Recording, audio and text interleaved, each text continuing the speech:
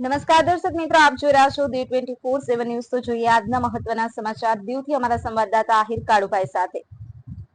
દીવ પોલીસે ચોરી થયેલ તથા ગુમ થયેલા 3.5 લાખના મોબાઈલ માલિકને પરત સોંપ્યા।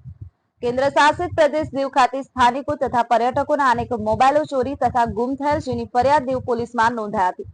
દીવ એસપી સચિન યાદવના માર્ગદર્શનમાં મોંઘી કિંમતના 25 મોબાઈલ આશરે 3.5 લાખના તેની આસપાસ રહેલા ગુજરાત, MP, રાજસ્થાન વગેરે સ્ટેટમાંથી રિકવર કરી સરાહનીય કાર્ય કર્યું।